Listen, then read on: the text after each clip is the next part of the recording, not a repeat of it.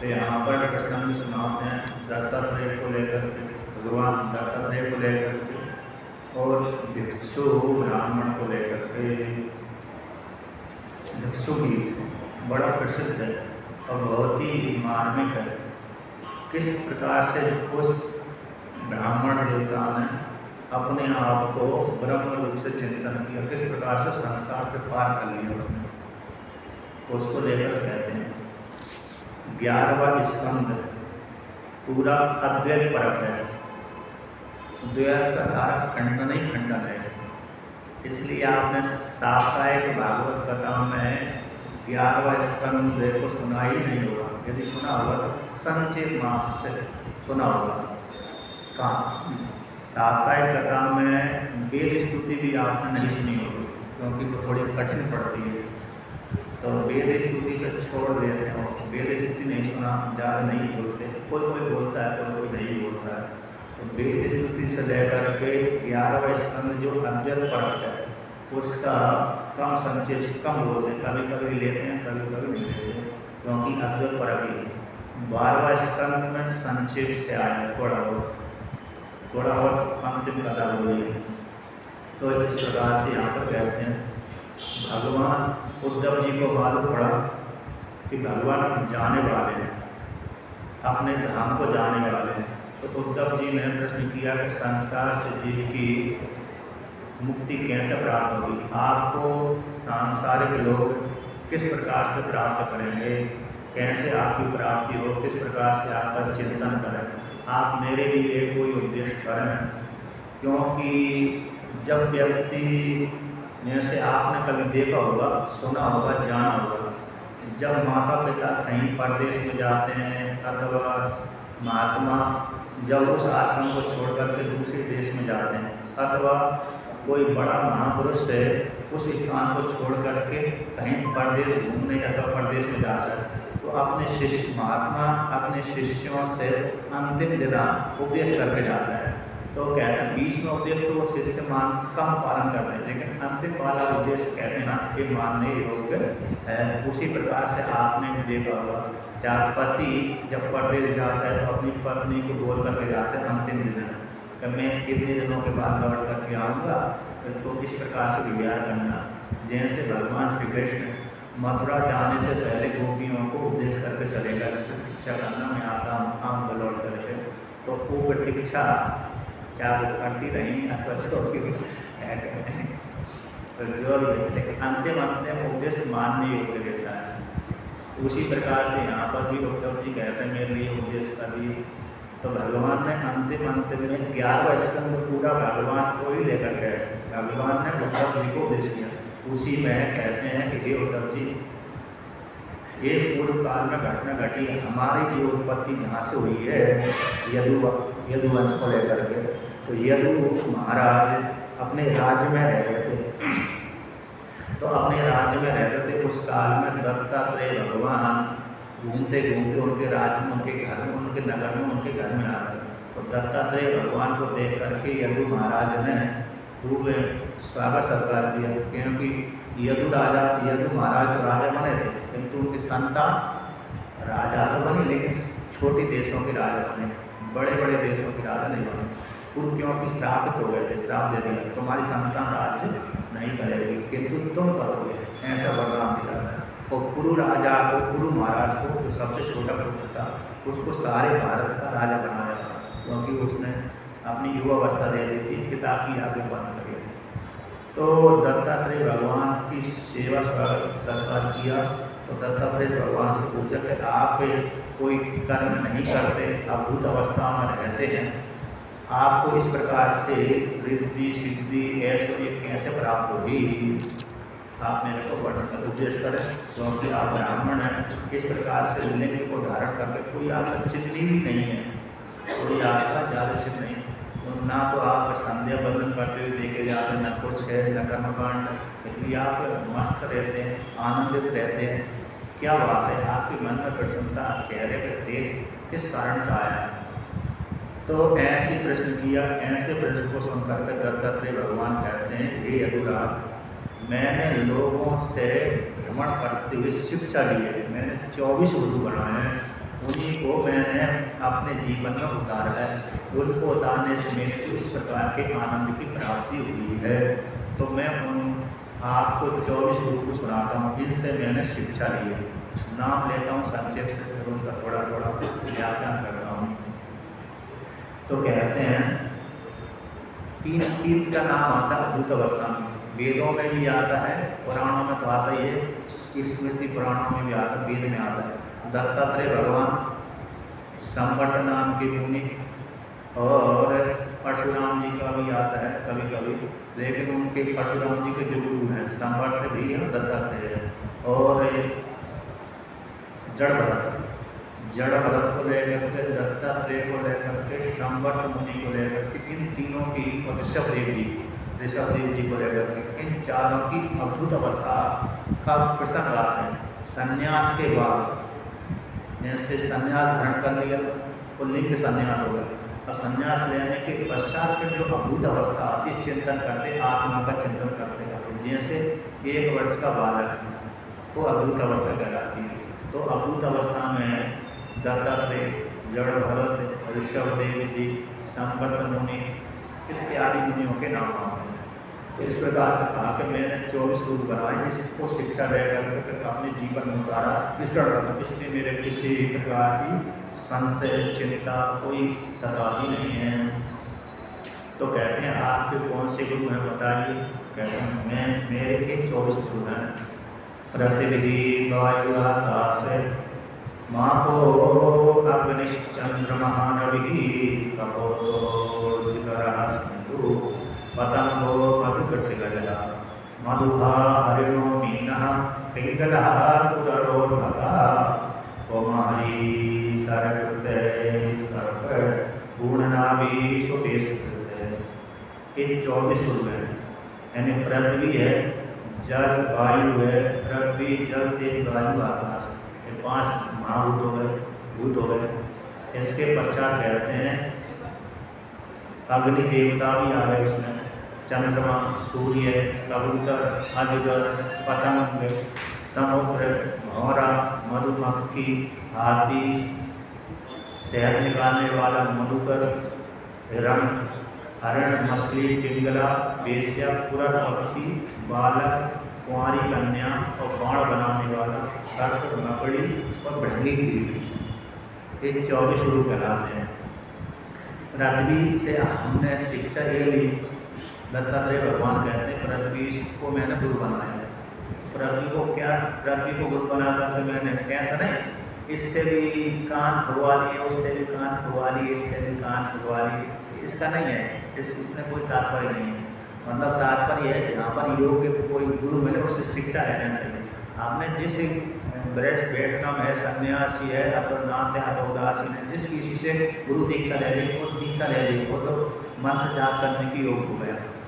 उस वहाँ पर है, उस आश्रम में रह करके यदि हमको ज्ञान की प्राप्ति नहीं हो रही तो वहाँ से त्याग करके, मंत्र का त्याग करने से, मंत्र का त्याग का नहीं, मंत्र का त्याग नहीं और न गुरु का त्याग, बल्कि वहाँ से उठ करके दूसरे आचार्य के पास में जाकर के विद्या ग्रहण कर सकते हैं। इसमें कोई निषेध नहीं। ये नहीं कि हमने अब बैठना से दीक्षा ले ली तो सन्यासी से दीक्षा ले ली, ये ज्ञान देंगे तभी ज्ञान करेंगे, फिर तो ज्ञान होगा ही नहीं। क्योंकि या तो आप में योग्यता नहीं है, तो वहाँ पर योग्यता नहीं है ऐसी। तो इसलिए जहाँ पर योग्यता है, जहाँ पर जो अधिकारी है और जो आचार्य जिसका विषय का आचार्य, वहाँ पर जा सकते हैं। ऋषियों ने तो बहुत से ऋषि शिव जी के उपासक थे, किंतु उनको बैठना, जो विष्णु भगवान के उपासक उनके पास में गए विद्या दान करने के लिए, लेने के लिए। बहुत से विष्णु भगवान के उपासक थे, लेकिन शिव जी के भक्तों के पास में विद्या लेने के लिए गए। तो मंत्र में परिवर्तन नहीं किया, मंत्र में परिवर्तन नहीं किया, बल्कि विद्या का ही उन्होंने जहाँ पर अधिकारी देखा, जहाँ पर योग्य आचार्य देखा, वहाँ पर चले गए। इसलिए इन्होंने भी योग शिक्षा ली। तो योग शिक्षा जैसे मधुकर होता है, मधुमक्खी होती है, एक ही धूप में चिपक कर नहीं रहता, वो एक ही धूप में चिपक कर रहेगा तो मर जाएगा। इस फूल पर जाकर उस फूल पर जाकर इस फूल पर जाकर के कितना मकरम ले लिया, उस फूल पर जाकर उतना मकरम ले लिया, उस फूल पर जाकर उसका मकरम ले लिया, अपना प्रयोजन सिद्ध कर लिया। उसी प्रकार से हमको जहाँ से गुण ग्रहण करने की ओर, जहाँ पर गुण मिले वहाँ पर ग्रहण कर लेना चाहिए। वहाँ की हर व्यक्ति में दोष होते हैं, हर व्यक्ति में अच्छाई होती है। तो यहाँ पर कहते हैं, शास्त्र कहते हैं अच्छाई को आप ग्रहण करो, दोष को ग्रहण मत करो। इसलिए वहाँ पर वर्णन किया है, अति सन्निकृष्ट विनष्टास्यु दूरतश्च अपलादिता। अति कहते हैं अति सन्निकृष्ट विनष्टास्यु दूरतश्च अपलादिता। राजा गुरु बंदी स्त्रिया मध्य भागन सेविता। ऐसा राजा को है, गुरु का स्त्री आदि को मध्य भाग से सेवन करना चाहिए। इसमें क्या नैतिक में सेवन करेंगे क्या होगा? जैसे गुरु को उदाहरण ले लीजिए, यदि शिष्य ने ज़्यादा गुरु के नज़दीक हो गया तो गुरु की कमी भी देखने लगेगा। विद्या तो लेगा लेकिन कमी भी देखने लगेगा। तो विद्या लेना तो अच्छी बात है, लेकिन कमी देख लिया तो वहाँ पर निंदा भी कभी कर देगा तो वो दोष हो जाएगा। इसलिए मध्य भाग को वहाँ पर वर्णन किया है। तो गुणों को ग्रहण करना चाहिए, दोषों को त्याग लेना चाहिए। वो सारे हर व्यक्ति जो जन्म लेगा उसमें कुछ न कुछ दोष होगा ही। ऐसा नहीं कि निर्दोष, क्योंकि निर्दोष होता तो जन्म ही नहीं लेता, वो निर्दोष होता तो जन्म ही नहीं लेता। निर्दोष है, दोष है नहीं तो जन्म होगा ही नहीं। ये दोष है इसलिए तो जन्म लिया उसने। इसलिए हमको तो क्या गुण को ग्रहण करना है। तो कहते पृथ्वी में एक गुण विशेषता है कि कोई भी कितना भी अत्याचार करता रहे वो स्वयं क्षमा करती रहती है। तो एक गुण मैंने पृथ्वी से धारण कर लिया। कहते हैं धैर्य को नहीं त्याग। धैर्य नामक जो धर्म है वो पृथ्वी का है, वो कभी अपने धैर्य को त्याग नहीं, क्षमा करती रहती है। शिक्षा उससे लिया मैंने, क्षमा नामक शिक्षा उससे ले लिया।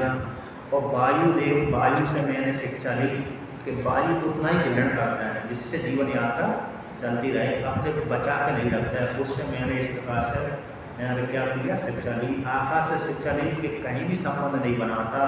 आकाश को देखो, घट में जाए चाहे मठ में जाए चाहे इस मठाकाश में जाए, इसको मठाकाश बोलते हैं, मतलब मठ बोलते हैं इसको, छत। आप जिसके नीचे और छत भी बोलते हैं, आप संस्कृत में मठ बोल देते हैं। तो मठ के भीतर है, तो यदि भी घट के भीतर भी आकाश गया है, मठ के भीतर भी, कमंडल के भीतर भी आकाश है, किंतु आकाश में कोई भिन्नता नहीं और किसी के साथ संबंध नहीं है। जितने भी नाम रूपवादी आत्मा के कोई संबंध नहीं है। आकाश के जैसा संग रहना चाहिए। ये मैंने ग्रहण किया। जल कहते हैं जल का जो मधुर स्वभाव है, उस जल से मैंने ये मधुर स्वभाव को शिक्षा ली। अग्नि से शिक्षा ली मैंने। अग्नि से कैसे शिक्षा ली मैंने कि अग्नि जो भी कुछ डाल दे अग्नि को भस्मीभूत कर लेता है। उसी प्रकार से मैंने अग्नि शिक्षा ली कि हमको संग्रह करके रखना ही नहीं है और तेजस्वी अग्नि के जैसा तेजस्वी बनना चाहिए। और दूसरा विशेषता है कि अग्नि कभी उजागर होती है, कभी छुप जाती है। कहाँ छुप जाती है कि जब लकड़ी लगाते हैं, घर्षण करके लकड़ी में आग लग जाती है तो कभी कभी प्रकाशित हो जाती है और कभी कभी वही अंगारे के रूप में है उसके नीचे, इसके नीचे राख के अंदर छुप जाती है अथवा लकड़ी के भीतर छुपी रहती है। उसी प्रकार से साधक को चाहिए अग्नि के समान तेजस्वी हो, कहीं उजागर हो जाए, कहीं छुप जाए। जहाँ पर अधिकारी मिले वहाँ पर उजागर हो जाए, जहाँ पर अधिकारी ना मिले वहाँ पर छुप जाए। मतलब एक प्रसिद्ध ध्यान ये न करे, चिंतन न करके देखो मैं सबसे श्रेष्ठ मेरी पूजा ही करो, पूजा करो तो वो ठीक नहीं। यदि भी पूजा उसी करना चाहिए, लेकिन फिर वो कभी कभी भ्रम में भी आ सकता है। अथवा यदि भी वो विद्वान तो है ही, उसमें कोई संशय नहीं है, फिर भी लोग कभी कभी मजाक उड़ा देते हैं, भगवान की उड़ा देते हैं। तो सामान्य जो स्त्री पुरुषों के विषय में कहने क्या कहते हैं अग्नि से शिक्षा ली। चंद्रमा से कहते चंद्रमा से शिक्षा ले ली मैंने। चंद्रमा कहते हैं चंद्रमा की कला क्षीण होती है, चंद्रमा की कला क्षीण होती है और बढ़ती है। प्रतिपदा से लेकर अमावस्या तक क्षीण होता चंद्रमा, प्रतिपदा से लेकर के पूर्णिमा तक बढ़ता है। किंतु एक कला में घटना बढ़ना होता है, चंद्रमा की कला में घटना बढ़ना चंद्रमा में बिल्कुल नहीं होता, चंद्रमा में बिल्कुल नहीं होता। उसी प्रकार से तो कला हमारी कभी किसी में गुण दोष आते हैं, हम तो अपने ब्रह्म स्वरूप से हैं। इस प्रकार से उससे शिक्षा दी मैंने। काल के प्रभाव से घटते, काल के प्रभाव से बढ़ जाते हैं, किंतु आत्मा में कुछ बनना बिगड़ना नहीं होता। किसी में गुण भी होता है, किसी में दोष में कभी कभी सत्व गुण को लेकर बढ़ जाती है, कभी कभी रज गुण को लेकर घट जाती है, तम गुण को लेकर इस प्रकार से ब्रह्म में बिल्कुल भी कुछ नहीं होता, आत्मा में कुछ नहीं होता, इस प्रकार से। और सूर्य से मैंने शिक्षा ली कि सूर्य 12 महीने में से 8 महीने अथवा 10 महीने खींचता रहता है, जल को खींचता रहता है, जहाँ पर किरणों के माध्यम से 2 महीना अथवा 4 महीना इतना भयंकर वर्षा देता है, तो जिससे सारी जो किसान आदि है, प्रजा आदि सुखी हो जाती है। उसी प्रकार से शास्त्र से मैंने सिद्धांत लिए, अब जो अधिकारी आए उसको उपदेश कर दिया। इस प्रकार से सूर्य से क्या ले ली मैंने? शिक्षा ली। शास्त्र में जो शुभ है, आत्मा को कल्याण वाला सिद्धांत, उसको स्वीकार कर लिया। अब जो कोई और फिर इसके पश्चात इंद्रियों को, जैसे इंद्रियों के द्वारा हमने विषयों को रोक लिया, इंद्रियों के माध्यम से व्यक्ति विषयों को ग्रहण करने जाता है, तो इंद्रियों को क्या कर लिया मैंने? रोक लिया। अब जब वो कहीं जरूरत पड़ी तो कोई अधिकारी आया, उसको उपदेश कर दिया, किंतु हमेशा इंद्रियों को मैं बस में करकर रखता हूँ, आसक्ति कहीं नहीं करता। इस प्रकार से कबूतर आदि है, कबूतर आदि से शिक्षा मैंने ली कि कबूतर जैसे मेरे कबूतर कबूतरी थे, एक बहेलिया ने उनके बच्चों को फंसा लिया, और कबूतर कबूतरी बच्चों को लेकर के चुगने के लिए परदेश में गए, दूसरे देश में गए थे। शाम को लौट कर गया बच्चों को खिलाने के लिए, तो देखा कबूतरी पहले आ गई, देखा कि मेरे बच्चों को तो बहेलिया ने पकड़ लिया, तो मोए के कारण वो भी फंस गई। बाद में कबूतर ने देखा कि मेरी पत्नी बच्चे फंस गए, मैं विदुर रहकर क्या करूँगा, कि मेरी आज्ञा पालन करने वाली, तो वो भी जाल फंस गया। तो ये मोह के द्वारा व्यक्ति मारा जा रहा है, इसलिए मोह को त्याग देना चाहिए, आसक्ति नहीं रखना चाहिए। इससे कबूतर से मैंने ये शिक्षा ली। कहता हूँ और भी शिक्षा ली मैंने, सबसे अच्छा है, कहते हैं अजगर से शिक्षा ली मैंने। अजगर कैसे शिक्षा ली मैंने? अजगर से कि अजगर जो अजगर होता है, अपने खाने के लिए, भक्षण करने के लिए दूसरे देश में नहीं जाता, जहाँ पर रहता वहीं पर रहता। प्रारब्ध के अनुसार मिल गया तो संतुष्ट हो जाता, नहीं मिलता तो भूखा ही रहता है। तो वो मैंने, तो हमारे प्रारब्ध में जो आ जाएगा वो खा लेंगे, नहीं आएगा कोई समस्या नहीं है, कि अजगर से मैंने शिक्षा दी। कहते हैं और पतंग आदि से, तो पतंग का रूप को देख कर नष्ट हो जाता है, इसलिए विषय को धारण करने वाला साधक भ्रष्ट हो जाता है। इसलिए पतंग के अनुसार मैंने शिक्षा दी विषयों के ऊपर। अब विषय चाहे वो साधक स्त्री हो, चाहे साधक पुरुष हो। पुरुष साधक है तो उसका विषय स्त्री सेवन हो गया, अब स्त्री साधक है तो उसका विषय सेवन कौन हो गया? पुरुष हो गया। एक दूसरे के पर्यायवाची होते हैं, इसलिए मैंने विषयों की दावत, विषयों को और इंद्रियों को नहीं जाने देना चाहिए। यदि विषयों को खुला छोड़ दी, इंद्रियों को साथ बन जाएगा, मन के साथ चेतन जीवात्मा भी चला जाएगा, तो फंस जाएगा, संसार फंस जाएगा। इस प्रकार से पर सन्यासी आदि से कहते हैं, कहते हैं भारत जीवन में जो सन्यासी होता है, तो वहाँ से ये सन्यासी को क्या करना चाहिए? एक घर में रहकर तो भोजन नहीं करना चाहिए। एक घर में भोजन करेगा तो उसकी वृत्ति बन जाएगी उसी घर वाले की, तो इसलिए यहाँ से भी ग्रहण करे, यहाँ से भी ग्रहण करे, 5 घर से भिक्षा मांगे, एक ही घर के अधीन होकर करना है। इस प्रकार से नहीं तो एक ही घर के भोजन करेगा सन्यासी, तो उसके मन में घर जीवन वाले व्यक्ति के मन में थोड़ी कामना रहती, फिर उसका कहीं घर वाले का कोई समस्या आ गई तो सन्यासी भी चिंतन करने लगेगा, ये हमारे भक्त का कल्याण चिंतन करते हैं। कहते हैं इसकी शत्रु है, उसका शत्रु का नाश हो जाए, ये भी चिंतन आ जाता है। अन्न का दोष है, अन्न के दोष से उसके मन में यह आता है, इसलिए एक ही घर का भोजन न करें, सभी के घर का खाए। 5 घर का है, आज इस गाँव का, कल उसके गाँव का, परसों उसके गाँव का, एक घर बना रहे। हाथी, कहते हैं हाथी से शिक्षा मिल रही, हाथी स्पर्श का बड़ा, हाथी है ना, हाथी को फंसाने वाले, जंगली हाथी को फंसाने वाले क्या करते हैं?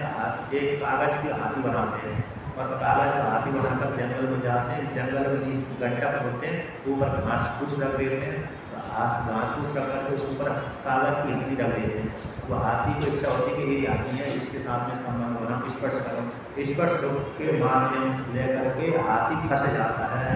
तो हाथी से छवि में स्पर्श को बड़ा करना है, आधा आसक्त नहीं रहना चाहिए। मधुमक्खियों से शिक्षा ली मैंने, कभी संग्रह करके नहीं रखना चाहिए। मधुमक्खी क्या करते हैं? मधुमक्खी सभी जगह से लाते हैं, खाती नहीं है, खाती नहीं। और दूसरा वो मधुकर होता है, मधु तोड़ने वाला, वो सारी उनकी संपत्ति को छीन के ले जाते हैं। इसलिए साधक को चाहिए संपत्ति को जब इकट्ठी करके न रखे। जैसे घर जीवन वाले की संपत्ति का सबसे पहले भोग कौन करते हैं? सन्यासी ब्रह्मचारी। क्योंकि घर जीवन वाले कहते हैं पहले इनको खिलाऊंगा, बाद में मेरे खाने का नंबर आएगा। इसलिए उनसे शिक्षा मिलने के लिए कभी भी संग्रह करके नहीं रखना चाहिए, मधुमक्खी को करके। और घर जीवन वालों को यात्रा के लिए रखना चाहिए, क्योंकि मनुष्य नहीं तो बच्चे आदि क्या करेंगे। लेकिन साधक के लिए है कि संग्रह करके ना रखे। संग्रह करके रखेगा तो उसके माल को दूसरे जगह ले जाएगा। जैसे मधुमक्खियों के माल को मधुमक्खी तोड़ने वाला ले जाता है, वो खा ही नहीं पाती, जिंदगी भर से कमाती रहती है, अंतिम में जाकर निराश होकर के उड़ जाती हैं। उसी प्रकार से यहाँ पर भी वर्णन किया कि भारत जीवन वालों की इस संपत्ति के अधिकारी सबसे पहले भोग कौन करते हैं? ब्रह्मचारी। अभी तो गुरुकुल नहीं है, इसलिए आप यहाँ पर मांगने नहीं आता। तो गुरुकुल होता तो आप यहाँ जरूर ही मांगने आता। गुरुकुल में यदि ऐसी शिक्षा होती कि भाई सभी के घर में जाना है शिक्षा मांगने के लिए, तो फिर निश्चित रूप से आपको भोजन देना ही पड़ेगा, धीरे में दोष लगेगा। इसलिए सन्यासी भी ज़्यादा होंगे तो आप घरों में मांगने के लिए जाएंगे, यदि आश्रम में व्यवस्था नहीं है तो। यदि घर जीवन के अन्य का अधिकारी सबसे पहले कोई होते हैं, गृहस्थ घर जीवन वाला कमाता रहता है, माल लूटने वाले यदि नहीं लाएंगे तो लगेगा। इस प्रकार से संग्रह करके नहीं रहना चाहिए साधक को। सबसे अच्छा है उपदेश एक है, पिंगला नाम का उपदेश है। पिंगला नाम की वेश्या थी, नेपाल देश की है, मतलब मिथिला नगरी की है। तो मिथिला नगरी की जो उसके प्रसंग में साधक बहुत अच्छा उपदेश है इसका। कहते हैं पिंगला में वेश्या, तो वेश्या का जो आप जानते वृत्ति रहती है, तो उसने अपने पुरुष को अपने मतलब दूसरे को प्रसन्न करने के लिए तो धन कमाने के लिए, क्योंकि दूसरे को प्रसन्न नहीं करेंगे धन नहीं देगा, तो पुरुष को प्रसन्न करने के लिए धन लेने के लिए सुबह से सच धस करके बैठी दरवाजे पर। तो कोई आएगा पुरुष मेरे को धन दे करके जाएगा, तो सुबह से लेकर शाम तक। अब शाम भी हो गई तो कोई आया नहीं आ करती, कभी अंदर जा रही थी कभी बाहर जाती, कोई आ रहा कोई आ देखा, कोई पुरुष निकल जाते दरवाजे के पास से, तो जो कि हाँ ये पुरुष आ रहा है तो उसके लिए उत्सुक होती थी। देखा वो दरवाजे से आगे निकल ही गया तो निराश हो जाती। एक निकला, दो निकला, 10-20 सुबह से लेकर शाम तक कहीं पुरुष निकल गए, किंतु किसी पुरुषों ने उसके तरफ तो देखा नहीं, जबकि वो स्वीकार करके बैठे थे तो उसको बैराग ही हो गया। कहते जिस पुरुषों की प्रतीक्षा करने के लिए मैंने इतना श्रृंगार किया वो पुरुष मेरे आए, इससे अच्छा इतना प्रतीक्षा इतना चिंतन मैं भगवान के लिए करती तो मेरा शरीर का उद्धार हो जाता। तो अपने शरीर से ही कह रहा होगा मेरी जो वृत्ति बड़ी निंदनीय है, क्यों मैं इससे निंदनीय वृत्ति को सेवन करूँ, इससे अच्छा मैं भगवान का भजन करूँ। उस पिंगला ने देखो जिस पुरुषों को प्रसन्न करने के लिए सज धजकर बैठी थी, इतना मैं प्रतीक्षा इतना भजन भगवान का करती तो मेरा उद्धार हो जाता। जैसे तुलसीदास जी भगवान से उनकी पत्नी ने बोल दिया, यदि जो मेरे प्रति आसक्त हुआ इतना ही आसक्ति यदि आपको भगवान के राम में भगवान राम के भजन करने में होती तो आपका उद्धार हो जाता। तो उनको तभी लंबी बात तो उद्धार हो ही गया भगवान का। उसी प्रकार से यहाँ पर भी फिर आगे जब उसको प्यारा हो गया, अपने शरीर से ही प्यारा हो गया, अपनी वृत्ति से प्यारा हो गया, सबसे प्यारा हो, जितना उसके पास में धन था पिंगला का, उसने सारे धन को ब्राह्मणों को बांट दिया, दान कर दिया। फिर उसने अंतिम उद्गार सुनाया, बहुत ही अच्छे श्लोक है उद्गार इसका। आशा ही परमं दुखम नैराश्यं परमं सुखम यथा संचित्य कांतासाम सुखम सुस्वाप पिंगला। ये बहुत ही अच्छा श्लोक है, ग्रहण करने की है। आशा ही परम दुखम, उसने पर पुरुष की आशा की थी, उसका स्वयं कोई तो पुरुष था नहीं, बेश गण का थी इसलिए तो एक नहीं था, इसलिए उसने जो पुरुषों की आशा करी थी वो पर पुरुषों की आशा ही करी थी, वो आशा दुख का हेतु है। नैराश्यम परम सुखम, जब उसने सारे पुरुषों की आशा त्याग कर दी तो सुख की प्राप्ति हो गई। सारे पुरुषों की जो आशा उसको त्याग कर दिया तो नैराश्यम निराशा ही कहते परम सुखम यथा सचित काम था। उसने जिस काल में कांता ने कांति की आशा को त्याग, कांता बोलती स्त्री को, कांत बोलते पुरुष को। जब उस काल में उसने वेश्या ने, गणिका ने, पिंगला ने कांत की आशा को त्याग कर दिया, पुरुष की आशा को त्याग कर दिया, तो कहते सुखम सुसा पिंगला, पिंगला सुख चैन से सोई, अर्थात चैन से सोई मतलब ये इसका तात्पर्य भजन में लीन हो गई, भजन में लीन होती क्योंकि अब उसकी आसक्ति समाप्त हो गई। मेरे लिए, मैं भोग के लिए दूसरों को प्रसन्न करूँ, तो उसका सबका पर पुरुषों का सेवन करने से इतना भयंकर वैराग हो गया, हुआ अपने शरीर के प्रति घृणा हो गई, पुरुषों के प्रति वैराग हो गया, बिल्कुल आप पुरुषों का चिंतन करना बंद ही कर दिया, आराम से भजन भगवान का भजन करने लगी। जैसे ही भगवान का भजन किया उसने वैराग से होगा, उसी काल में वो निश्चिंत परम गति को प्राप्त हो गई। यहाँ पर पिंगला का वर्णन आता परम गति प्राप्त नहीं आता, जैसे बड़े बड़े सन्यासी ऋषि मुनि जिस लोग को जाते उसी लोग को वह पिंगला भी चली गई। इस प्रकार से अब आगे कहते हैं एक भृंगी नाम का कीट है, कहते भृंगी नाम का कीट भी, उससे मैंने शिक्षा ली। ये शिक्षा मैंने आशा को शिक्षा दो, मतलब पिंगला शिक्षा क्या हुआ कि कहीं भी आशा नहीं करना चाहिए, ऐसे साधक को ये नहीं करना चाहिए इस गृहस्थी के घर, इस सेठ के घर जाएंगे तो दान देगा अच्छा, लेकिन आशा ही से व्यक्ति जाता है, किसी को मंदिर बनाना है, किसी को आश्रम बनाना है, किसी को कुछ बनाना है, साधक के तेरी है, घर को त्याग तो उसने कर ही दिया, अब घर से संपत्ति लेकर आया नहीं थी, अब जंगल में रहेगा, जंगल में रहते रहते सोचा यहाँ भी भटक इस आश्रम में जाता हूँ तो ये भी धक्का दे करके निकाल देते, कहीं कमरा अच्छा नहीं देते, कहीं वो कमरा अच्छा नहीं देते, तो उसको कभी कभी खराब लगता है। इतने आश्रमों में गया हूँ, कहीं अच्छी व्यवस्था नहीं होती, चलो अपना स्वतंत्र एक आश्रम बना लेता हूँ। अब आश्रम बनाने के लिए तो धन चाहिए, धन किसके पास में मिलेगा, सेठ के पास मिलेगा, उनके पास में जाए तो धन लेने के उद्देश्य तो जाएगा, तो वो आशा खतरनाक है। यदि किसी ने दे दिया तो लोभ बढ़ गया, नहीं दिया तो निराशा हो जाता, दुख हो जाता है। तो आशा नहीं करना चाहिए इस साधक को, यदि आशा करेगा तो दुख का ये होगा, निराशा हो मतलब कोई आशा नहीं रखेगा, सुख प्राप्त होगा, ये शिक्षा तो निराशा मिली।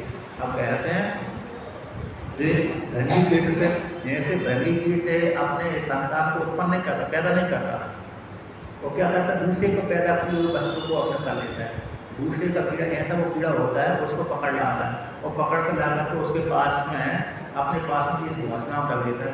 घोंसला में रखने के पश्चात उसकी इतनी जोर से भयंकर वो क्या करता है, भिन्न करता है, तो वो चिंतन करते करते करते वो भृंगी बन जाता है।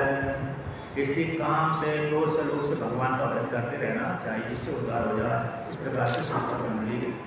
अब आगे की कथा सुनाता हूँ। 24 रूप को वर्णन कर दिया। कहते हैं और भिक्षु गीत, भिक्षु गीत है बहुत ही अच्छा है। तो यहाँ पर वर्णन करते हैं, भगवान से पूछा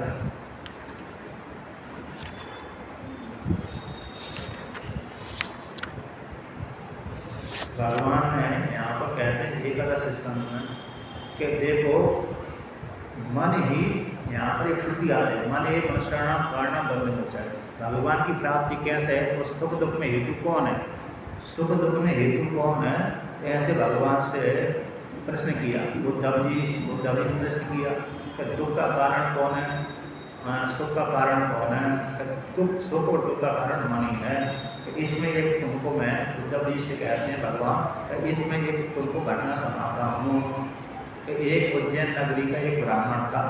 उज्जैन नगरी में ब्राह्मण रहता था। वह इतना परिवार वाला तो इतना कंजूस था कि कुछ किसी अपने पत्नी को, पुत्र को, भाई बहन को देता ही नहीं था। अब धन को इकट्ठा करके रहता था, रखता था और उसी को पालन करता था, स्वयं भी नहीं खाता था। इसके पश्चात कुछ काल बाद पत्नी को प्रमाण नहीं देता था। संयोगवश उसके एक घर में आग लग गई।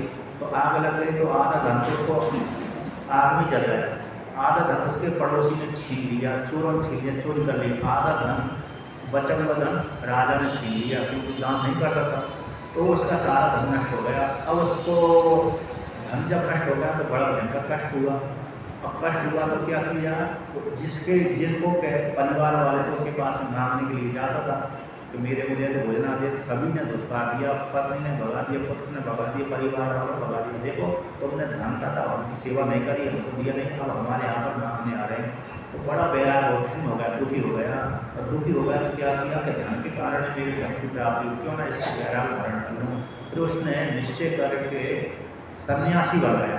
क्या कर गया? सारे धन से ही उसको गहरा हो गया, अपने शरीर से ही गहरा हो गया। उसने कहा देखो मैं धन के संग्रह करने के लिए, धन को प्राप्त करने की, रक्षा करने की इतनी मेहनत किया, जितना प्रयास किया, फिर भी नष्ट, अंतिम काल में वो धन समाप्त हो ही गया। इसी धन दुख का हेतु है। तो धन के प्रति उसकी सारी आसक्ति समाप्त हो गई। फिर उसने संन्यास धारण कर लिया, भिक्षु बन गया। अब भिक्षु बन करके गाँव में भिक्षा मांगने के लिए जाता था, जिस उज्जैन नगरी में रहता था। अब वहाँ पर लोगों को मालूम पड़ता था कि वही ब्राह्मण है जिसने धन इकट्ठा करने के पश्चात दान नहीं करता था। अब कुछ लोग दुष्ट व्यक्ति होते तो उसको परेशान करते थे। तो कहते देखो देखो, जिसका जब धन समाप्त हो गया, पत्नी पुत्र आदि निकाले, अब सन्यासी बन गया, अपना हमारे घर में मांगने के लिए आ रहा है, हम देंगे तो भिक्षा नहीं देंगे, नहीं देंगे। कभी कभी यहाँ पर वर्णन आता है, कभी कभी लोग उसको परेशान कर रहे थे भयंकर। इसके पश्चात कोई उसके वस्त्र छीन लेता था, कोई उसको मार देता था, कोई उसको मांगी हुई भिक्षा को छीन लेता था, कभी कोई उसके ऊपर थूक देता था। यहाँ तो वर्णन थूकने का भी आया। तो कहते वो अब विचार कर रहा था कि इसमें मेरे सुख में और दुख में हेतु कौन है, जो मेरे को परेशान कर रहा है, इसमें कारण कौन है? कारण कौन? तो कि व्यक्ति कारण है कि कर्म कारण है कि मन कारण है, कौन कारण है? तो क्या कारण है जी मेरे को दे रहे हैं? तो कहते हैं उनको जो कष्ट दे रहे थे व्यक्ति, दुष्ट व्यक्ति, उनके ऊपर क्रोध बिल्कुल भी नहीं करता, सहन करता रहता था। और सायकाल, जब सायकाल होता था तभी गाँव में जाता था और छुपा कर से जाता था, भिक्षा मांग करके आ जाता था, भिक्षा मांग करके आता था, नदी किनारे खाता था। वहाँ भी वो परेशान करते थे, फिर भी उनकी वृत्ति उसकी द्वेष वृत्ति नहीं होती थी। उसने कहा कि मेरे को कष्ट दे रहे हैं, तो कष्ट देने में हेतु क्या है? कहते मन ही कारण है। तो मन कारण को यहाँ पर वर्णन करते हैं इस श्लोक के माध्यम से कि सारे दुख में और सुख में हेतु कौन है? मन है। ना कि जो स्त्री है, पुरुष है, जो दुष्ट व्यक्ति मेरे कष्ट दे रहे हैं, ये कारण नहीं है। ना देवता कारण है, ना कोई कारण। तो कारण कौन है? मन ही है। तो उसको उद्गार सुनाते हैं।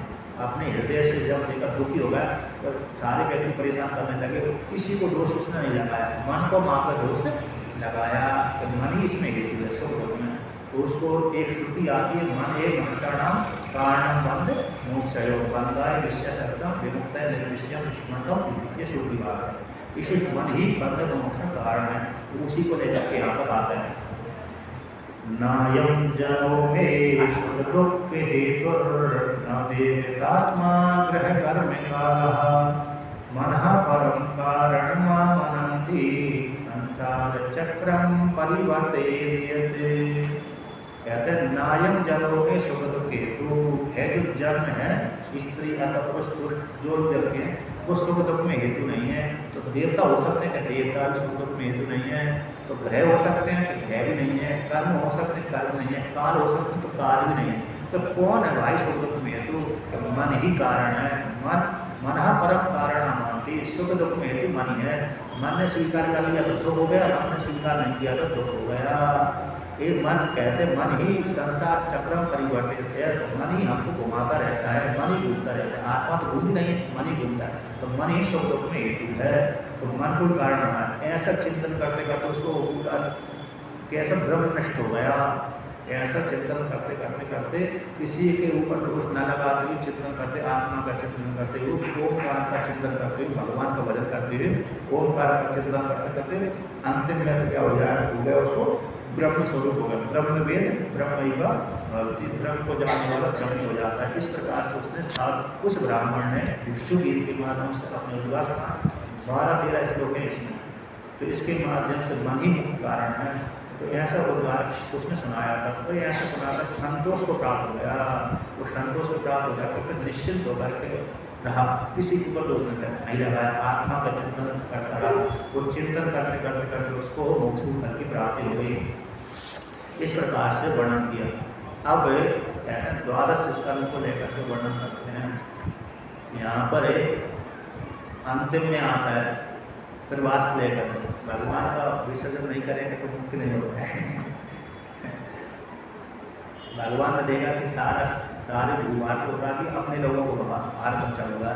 तो भगवान द्वारका में गए, कहा भाई ऐसा योग आ रहा है, खराब योग आ रहा है, इस योग में दान पुण्य करना चाहिए जिससे हमको दोष हमारे ऊपर ना आए। तो भगवान ने सभी पहले सारे व्यक्ति जो पुरुष हैं, स्त्री आदि हैं, उस क्षेत्र में प्रभास क्षेत्र में दान पुण्य करने के लिए चले। तो सारे व्यक्ति दान पुण्य करने के लिए यदुवंश से और अन्य वंश वाले गए। तो वहाँ पर जाकर तो ब्राह्मण को दान प्रदान किया। दान करने के पश्चात थोड़ा मदरा भी हुई है। अब मदरा जैसी भी तो मदरा बुद्धि खराब कर लेती है, तो आपस में झगड़ा करना, आपस में एक दूसरे के दोष निकालने लगे। तो दोष निकालते इतनी जोर से ज़्यादा दोष निकालने लगे कि झगड़ा ही कर लिया। तो आपस में मर गए एक दूसरे।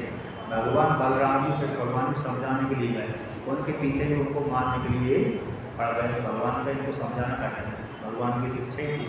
तो सारे आपस में मर कर मर गए। कहते पहले तो अस्त्र शस्त्र से लड़े, अस्त्र शस्त्र जो उनके सारे खत्म हो गए। तो समुद्र में जो घास, पैरा नाम की घास जो जिसको कांस बोलते हैं, उसको पड़ा मूर्ति बना के एक दूसरे के ऊपर मारा।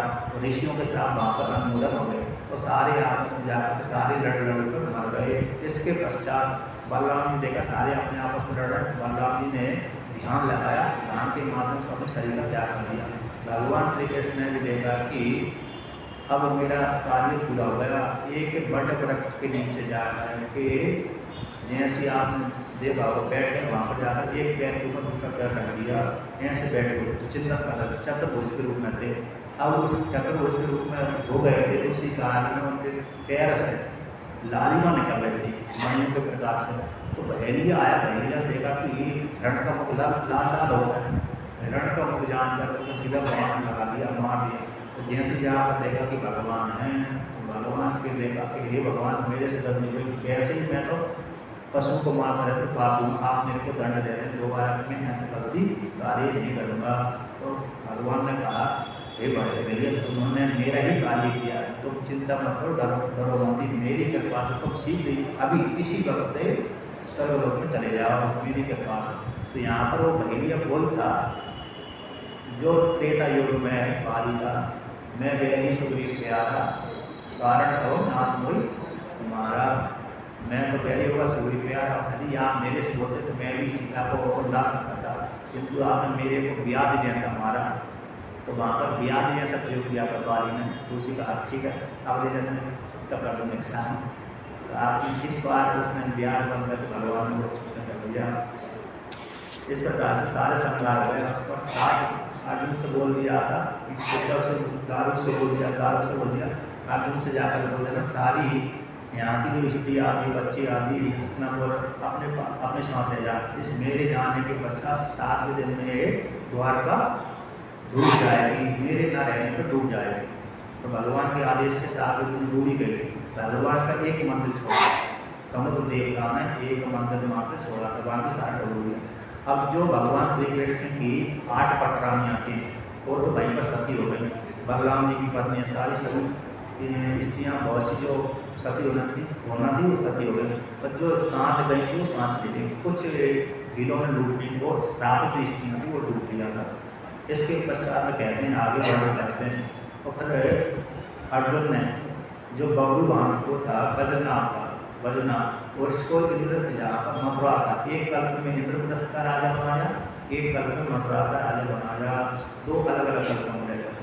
और परीक्षित राजा को हस्तिनापुर का राजा बनाया। फिर पांडव की हिमालय में जाकर शरीर त्याग करने महाभारत के अनुसार।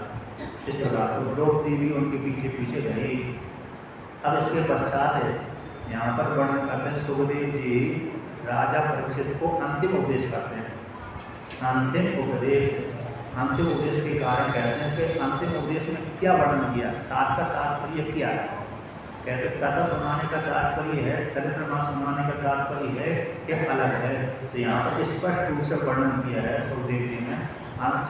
कथा सुनाने का तात्पर्य है कि जीवात्मा अपने स्वरूप को जाने, ना कि परिच्छिन्न रूप से अपनी जान, परिच्छिन्न रूप से न जान। स्पष्ट रूप से यहाँ पर अंतिम उपदेश कहते हैं। तम तो राजन मरिष्येति पशु बुद्धि मीमां जहि न जाता प्रागभूतोद्या देहे भक्तम न नंचसि। हे राजन तुम एक पशु बुद्धि त्याग करो। कौन सी पशु बुद्धि? मैं मरूंगा, भविष्य में मरूंगा, ये पशु बुद्धि है, इसको त्याग करो। तुम ऐसा चिंतन मत करो कि मैं पहले नहीं था, वर्तमान काल हूँ, भविष्य में नहीं रहूँगा। ऐसा चिंतन मत करो। पहले भी आप आत्म रूप से वर्तमान काल में शरीर रूप से दिखने लगे, तो मरने के पश्चात भी आत्म रूप से रहोगे। और तुम्हारा जो शरीर है, जन्म माता पिता के माध्यम से जो बाहर आए हो, तो जन्म होने से पहले आपका शरीर तो था ही नहीं, मरने के बाद भी आपका शरीर नहीं रहेगा, बीच में आके रखते है भी नहीं है। इसलिए जो पशु बुद्धि तुम्हारी पे भविष्य में होगा, ये पशु बुद्धि त्याग करो। तो कहते हैं जैसे व्यक्ति स्वप्न में भी अपने सर कटा हुआ देखता है, क्या जो सर कटा हुआ व्यक्ति स्वप्न में अपने को देख रहा है, क्या वो व्यक्ति जो कट गया वो सत्य था? तो देखने वाला सत्य था, तो देखने वाला सत्य था, जो कट गया वो सत्य नहीं। ऐसे तुम सत्य हो। ऐसे घट के फूट जाने पर घट के भीतर आकाश सत्य रहता है, किंतु घट रूप उपाधि नष्ट हो जाती है। इसी प्रकार शरीर उपाधि नष्ट हो जाए, किंतु तुम तो सत्य हो, तुम मरते नहीं हो। तो कैसा चिंतन करो? अंतिम बात है उपदेश का, तो इस पर रूप से उपदेश किया यहाँ पर एक कथा का सार, मतलब साधक कथा सुनकर किस प्रकार से इस प्रकार से अंतिम में यही श्रवण करे। अंतिम बात में है हम ब्रह्म परम धाम ब्रह्मा हम परम पदम एवं समीक्षा आत्मनाथाय निष्कले। ये अंतिम उपदेश है।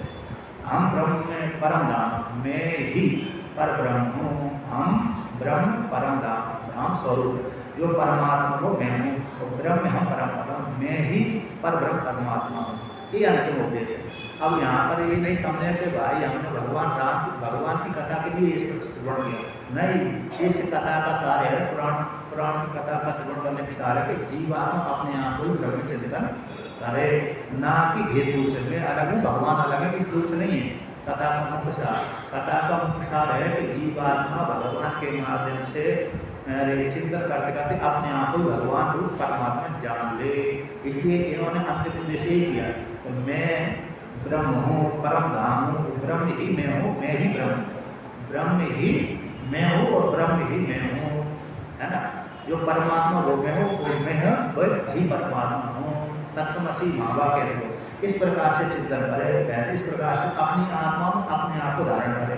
अपने निष्कल जो आत्मा है, निर्विशेष आत्मा है, उसमें अपने आप को स्थित कर ले, ऐक्ट कर ले। भेद बुद्धि किंचित मात्र ना करे, भेद बुद्धि किंचित मात्र ना होना चाहिए। इस प्रकार से चिंतन करे, ऐसा चिंतन करना चाहिए। तो इस प्रकार से आपको ये चिंतन नहीं होता है कि टक्चक आएगा मेरे को डस लेगा, मेरा क्या होगा, बिल्कुल भी चिंता ना करे।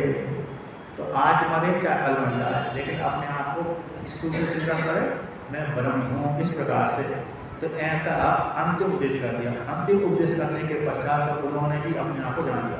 पूछने के पश्चात कहा, हे राजन, आप मेरे से क्या श्रवण करना चाहते हैं और बताइए। मैंने आपको सारी कथा सुना दी, भगवान की भक्ति सुना दी, चरित्र सुना दी, आप और क्या सुनना चाहते हैं।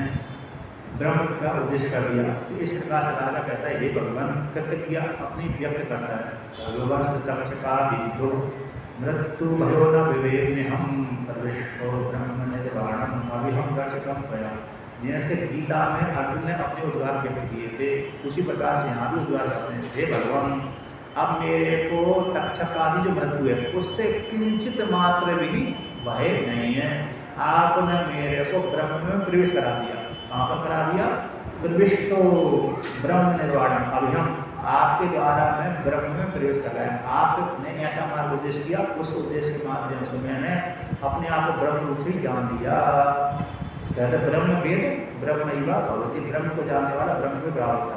तो या आपके द्वारा दर्शितम अभिहम निर्वाणम, जो निर्वाण स्वरूप परमात्मा उसको उसमें मैं प्रवेश हो गया। मेरा सारा ज्ञान समाप्त हो गया। आपके ज्ञान विज्ञान निष्ठा के द्वारा मेरा सारा ज्ञान समाप्त हो गया। आपने ऐसा ज्ञान मार्ग से ना अन्यथा ना अन्य पंथा विद्ये अनाय, ये बात आता है। कोई दूसरा परमात्मा को जानने के लिए कोई दूसरा मार्ग नहीं, यही मार्ग वेदांत मार्ग है। इसी में उस आपकी ज्ञान निष्ठा के द्वारा मेरा सारा ज्ञान समाप्त हो गया। अब मैं परम धाम को प्राप्त हो गया, निर्वाण स्वरूप हो गया, ब्रह्म हो गया। इस प्रकार से अपना कृत्य शुद्धि में आता है। कृत्य हम ये बात आता है। मैं धन हूँ करते हैं, कृत हो गया। अब मेरे करने के लिए कोई शेष बचा नहीं। जो करने योग्य था वो तो कर ही लिया, जो करने योग्य था वो तो मैंने करेंगे, अब करने के लिए कोई बच्चा ही नहीं, तो धन्यो करती हम रुपयों की श्रुति बात आता है। इसलिए मैं परिपूर्ण हो गया। अब इस प्रकार से परिपूर्ण हो जाने के पश्चात अंतिम में कहते परीक्षित राजा ने सुखदेव जी को प्रणाम किया, नमस्कार किया। तो नमस्कार करने के पश्चात आशीर्वाद दे करके सुखदेव जी महाराज तो अपने ऋषियों के साथ चले गए। कहाँ से यहाँ पर वर्णन करते हैं, राजा से पूजा लेकर पूजित होकर, क्योंकि सन्यासी थे वो, तो उस काल में 1 रुपये आदि भी नहीं रहते थे। कभी कोई नग्न रहता था, कभी कोई कॉपी धारण करता था।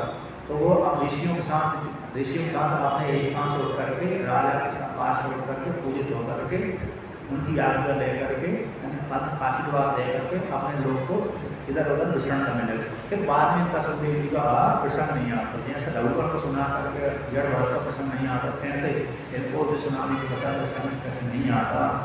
तो इस प्रकार से सारे ऋषि मुनि भी चले गए, परीक्षित सुखदेव जी चले गए। अब परीक्षित राजा अपने स्थान में बैठ गए, आत्मा को चिंतन करते करते गौरी ब्रह्म में लीन हो गए। अब लीन हो जाने के पश्चात तक्षक आया, ब्राह्मण का वेश बना करके। एक ब्राह्मण कश्यप नाम का ब्राह्मण आ रहा था जो मरे हुए को जीवित कर सकता था। तो तक्षक ने उसको देख करके देखा कि वो जीवित कर देगा, ब्राह्मण की स्थिति पूरी नहीं होगी, उसको दान दे दिया।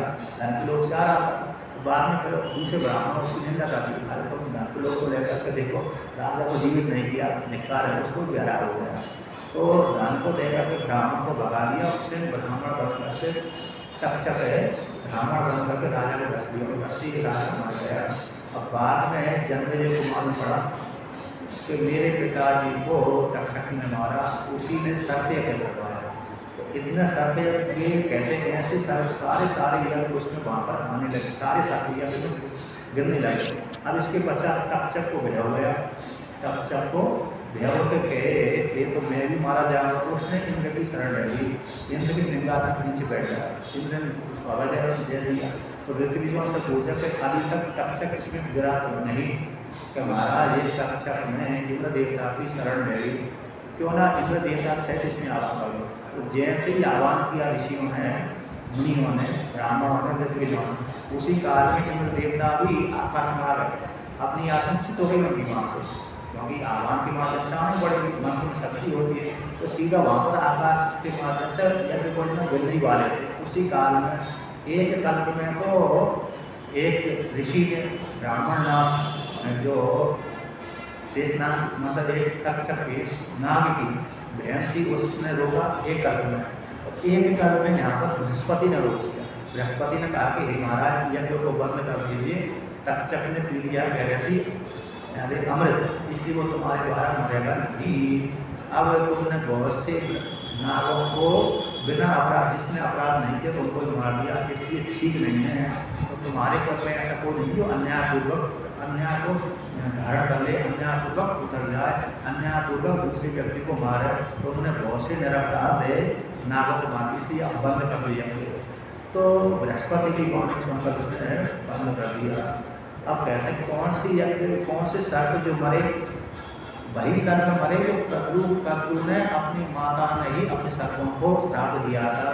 तो कहते हैं सूर्य का घोड़ा सफ़ेद है अथवा काला है, तो जिन्होंने आज्ञा नहीं मानी वो श्राप दे दिया। या तुम जन्म यज्ञ में भस्मीभूत हो, वही जो सर्प माता के श्राप से होगा तो वही मरे थे। इस प्रकार से जन्म लेकर बाद में राजाओं ने यज्ञ पूरा हुआ, शांत और ब्राह्मण ग्रहण लेकर के अपने अपने जन्म को चले गए। अब आगे तो कहते हैं अंतिम, जो कोई भी इस ग्रंथ को पढ़ रहा है, अंतिम बात है, पढ़ देते हैं, कहते हैं एक कथा तो पूरी हो गई, तो अंतिम बात को बोल देना चाहिए। जो कोई भी इस कथा को श्रवण करता है, श्रद्धापूर्वक श्रवण करता है और कैसे करता भक्तिपूर्वक करता है, उसको कल्याण होता है। ये श्रीमद् भागवत पुराण कैसा है, कहते हैं भक्ति को देने वाला है, भक्ति को देने वाला, ज्ञान को देने वाला, वैराग्य को देने वाला और संसार से छुड़ाने वाला है। नाम संकीर्तनम यस्य सर्वपाप प्रणाशनम प्रणामो शोक्य समनस्य तम नमामि हरिपदम। नाम संकीर्तन निश्चय, जिस परमात्मा के नाम संकीर्तन सारे पापों को नाश करने वाले हैं, दुखों को नाश, प्रणाम करती सारे दुख समाप्त हो जाते हैं। ऐसे हरिओ परमात्मा को मैं प्रणाम करता हूँ। कृष्ण प्राप्ति परम शाश्वत रामानंदे पदक्रम श्रीमद्भागवतम शास्त्रम करौ कीर्तन वासना। यह जो ग्रंथ है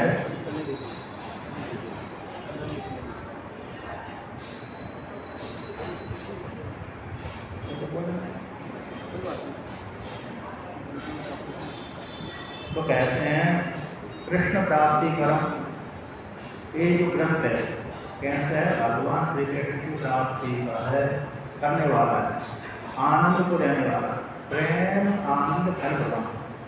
एक बात आता है प्रेम, आत्मा कैसी पर प्रेम सकते, आप भी अपने आप से प्रेम करते हो, ना तो आप अपनी पत्नी से प्रेम करते हो, ना आप पति से प्रेम करते हो, ना ही पुत्र से प्रेम करते हो, ना पुत्री से प्रेम करते हो, अपने आप से प्रेम करते हो।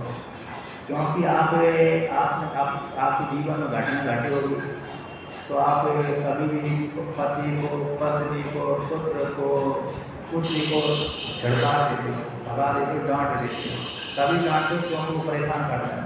तो इसलिए आप शांति चाहते हो, अपने आप को शांति चाहते हैं, इसलिए आप अपने आप को शांति चाहते हैं, प्रेम अपने आप से करते हैं। इसलिए आप पत्नी को भी डांट देते, पति को भी डांट देते, पुत्र को भी डांट देते, पुत्री को भी डांट देते। तो इसलिए क्यों?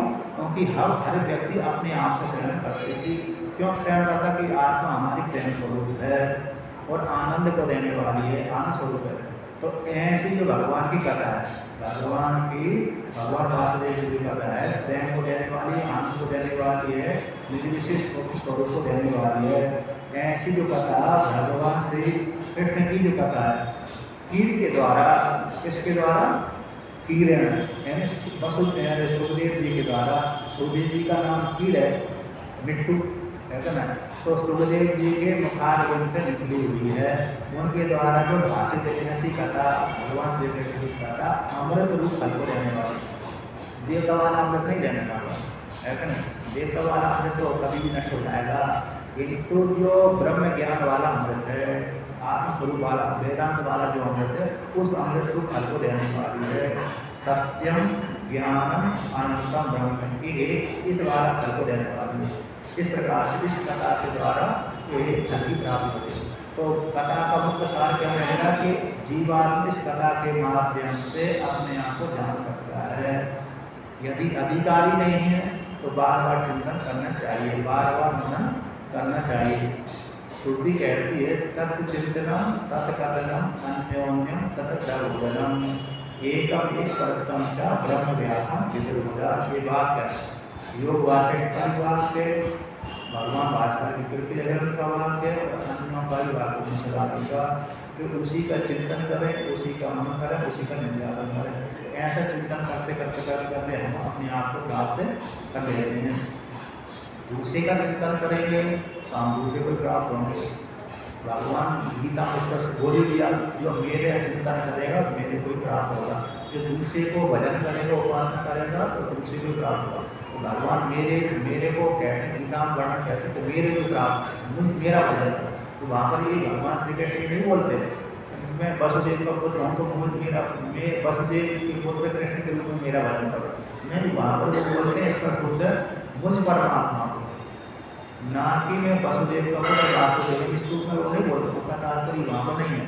वहाँ पर उनका तात्पर्य सीधे से तात्पर्य वहाँ से कि मेरा मतलब ब्रह्म, मैं ब्रह्म स्वरूप था। तो ऐसे ब्रह्म स्वरूप मेरे को तुम उपासना करो, तो ब्रह्म स्वरूप मेरे को उपासना करोगे तो मुझको ही प्राप्त होगा। अगर मैं आप अपने आप को प्राप्त होगे, ना कि लोक विशेष को। लोक विशेष को कहने का तात्पर्य हाँ उन अधिकारियों को, किंतु जो बहुत मध्यम कोटि के हैं उनके लिए कहते तो मेरा भजन करो। मध्यम कोटि के लिए तो मेरा भजन करो, क्योंकि मध्यम कोटि के बाद उत्तम कोटि को आएंगे। भगवान भास्कर ने, आदि शंकराचार्य भगवान ने सबसे पहले जगत को खंडन कर दिया, अद्वैत को सिद्ध कर दिया। ब्रह्म सत्य जगत मिथ्या जीव ब्रह्म नाम, ब्रह्म सत्य जगत मिथ्या जीव ब्रह्म और पुरुषा नहीं है, ये सिद्ध कर दिया। इसके पश्चात सिद्ध करने के पश्चात सारे व्यक्ति पहले भजन पूजन करना बंद कर देंगे और तब सभी को भजन पूजन नहीं लगा दिया। पहले तो अद्वैत को प्रचार कर दिया, कि सब कुछ परमात्मा को दूसरा नहीं है। सब व्यक्ति बिगड़ सकते हैं, भजन नहीं करेंगे, उपासना नहीं करेंगे तो बिगड़ सकते हैं। तो इसलिए सभी के लिए क्या कर दिया, राम की उपासना का प्रतिपादन कर दिया, शिव जी की उपासना का प्रतिपादन कर दिया, गणेश की उपासना का प्रतिपादन कर दिया। सभी जो उपासना बिगड़ी हुई थी, जिनका मार्ग बिगड़ चुका था, उस मार्ग को शोधन कर दिया। किस प्रकार से साधना आप करो, इस प्रकार से राम की साधना करो, इस प्रकार कृष्ण की साधना करो, इस प्रकार से अन्य की साधना करो। तो साधना को यहाँ पर कर दिया, प्रतिपादन कर दिया। इसलिए ऐसा अद्वैत तो मुख्य लक्ष्य है, किंतु अधिकारी के लिए कैसा हो जाएगा, ये साधना आदि है। व्यक्ति यदि छोटे से साधना नहीं करेगा तो मुख्य लक्ष्य को प्राप्त नहीं कर पाएगा। इसलिए अंतःकरण की शुद्धि के लिए, अंतःकरण को साध करने के लिए उपासना कर्मकांड है। कर्मकांड उपासना अंतःकरण की साफ करने के लिए, जैसे वस्त्र को साफ करने की छार होती है, साबुन जिसको हिंदी में साबुन बोलते हैं, पहले छार बोलते थे। छार वस्त्रों को शुद्ध करने के लिए होता है। उसी प्रकार से कर्मकांड उपासना भगवान की पूजा पाठ आदि हमारे मन को शुद्ध करने के लिए। मन जब शुद्ध हो जाएगा तो अद्वैत अपने आप ही प्रकट हो जाएगा। जब तक मन शुद्ध नहीं होगा तब तक अद्वैत प्रकट नहीं होगा। तब तक हम यही मान चलेंगे ये स्त्री अलग है, ये पुरुष अलग है, मैं अलग हूँ, देवता अलग है, भगवान अलग है, ये बुद्धि लगेगी, क्योंकि मन शुद्ध नहीं। जब अवैध चिंतन, जब मन शुद्ध हो जाएगा तो अपने आप ही ज्ञान हो जाएगा। मेरा श्रवण करते ही मेरे में और ईश्वर में, मेरे में स्त्री में पुरुष में, जीवात्मा में अन्य किसी भेद नहीं है। उपाधि मात्र भेद है।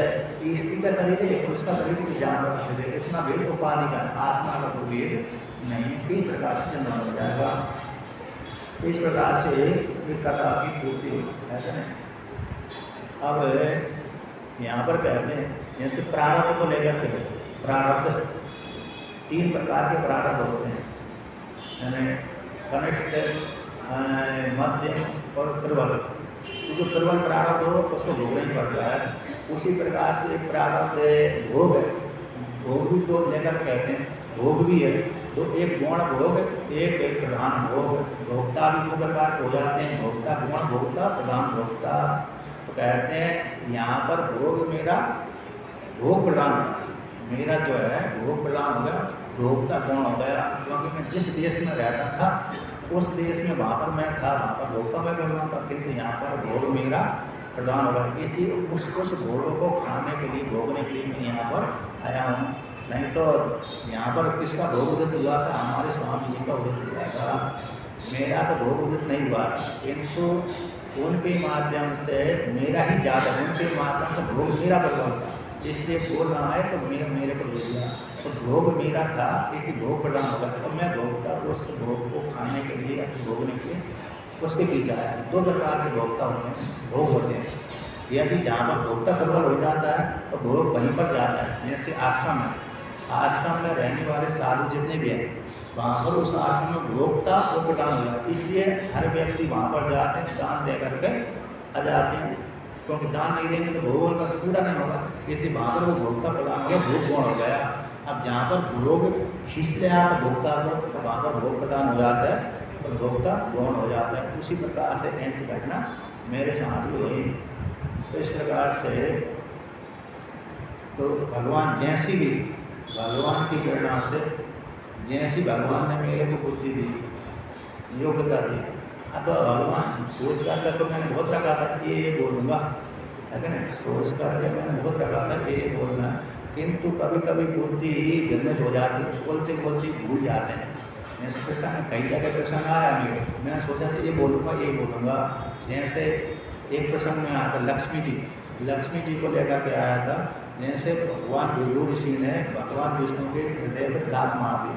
अब बाबा बोलने का था, मैं ध्यान में था, लेकिन अंतिम भूल ही गया कि लक्ष्मी जी रूठ गई थी। बाबा लक्ष्मी जी ब्राह्मण साथ दे दिया, तुमने मेरे पति को मेरे सामने लात मार दिया, मैं तुम्हारे पास नहीं जाऊँगी। तो विष्णु ऋषि ने कहा था ठीक है, मैं ऐसा ग्रंथ बनाऊँगा, ऐसा ग्रंथ बनाऊँगा, तुम पीछे पीछे दौड़ करके आओगे। उसी कारण विष्णु संहिता की रचना वही। ज्योतिष जो भी हम किसी के यहाँ पर ज्योतिष दिखाने जाते हैं ब्राह्मण के पास में, तो बिना दक्षिणा यदि ज्योतिष दिखाएंगे, हाथ दिखाएंगे तो वो फलीभूत नहीं होगी। जैसे ज्योतिष दिखाने के पश्चात दर्शन जरूर देना चाहिए। लक्ष्मी पीछे पीछे जाते, ज्योतिष के पीछे पीछे वहाँ पर श्राद्ध। और मेरे कहने का वहाँ पर था, लेकिन अचानक घोड़ी को ध्यान से उतर ही गया कि बातें मैं बोलूँ। तो उसी प्रकार से जैसी जैसी बुद्धि होती थी वैसे वैसे बोला, योग्यता के अनुसार। और जो भी मेरी बोला अच्छा बोला, ईश्वर की कृपा, गुरु की कृपा। और जो मैंने कमी हो गई वो मेरी हो गई, अथवा सब कुछ भगवान की इच्छा थी। भगवान ने जैसे बुलाया बोल दिया, भगवान ने जैसे नहीं बुलाया नहीं बोला। तो इसमें कर्तापन का भाव भी नहीं रहा। इस प्रकार से आपने अच्छी प्रकार से श्रवण किया और अच्छी प्रकार से सुनने के लिए आभार। जैसा ही मेरे श्रवण करने से, मेरे सुनाने से, आपके सुनने से जितना भी ग्रहण किया वो आपकी योग्यता के अनुसार हुआ। मैंने अपनी योग्यता के अनुसार भगवान के पास जैसे सुनाया, सामर्थ्य उसी प्रकार से सुना दिया। तो आपने जिस प्रकार से श्रवण किया हो, धारण किया हो, श्रवण करने के बाद मनन करने के बाद निध्यासन, मनन करने के पश्चात ही फल की प्राप्ति होती है। श्रवण करने के पश्चात यदि व्यक्ति ने वो मनन नहीं किया तो फल नहीं मिल जाता। जैसे मैंने अपने गुरु से मन को छोटी अवस्था में ले लिया, किंतु उसका भजन ही नहीं किया। 20 वर्ष के बाद मैंने भजन किया तो तुरंत ही फल प्राप्त हो गया। यानी घर का से साधु बन गया। यदि पहले से करता हो सकता छोटे से और जल्दी साधु बन जाता, किंतु मैंने उसका भजन नहीं किया था। इसलिए जब मैंने भजन चालू किया उसी काल फल मिल गया मेरे को। उसी प्रकार से आपने भी श्रवण किया, श्रवण करने के बाद मनन भी करो, मनन करने के बाद निध्यासन, और निध्यासन के द्वारा उस लक्ष्य फल की प्राप्ति हो जाएगी। ओम शांति शांति शांति। पूर्णमदः पूर्णमिदं पूर्णात् पूर्णमुदच्यते पूर्णस्य पूर्णमादाय पूर्णमेवावशिष्यते। ओम शांति शांति शांति।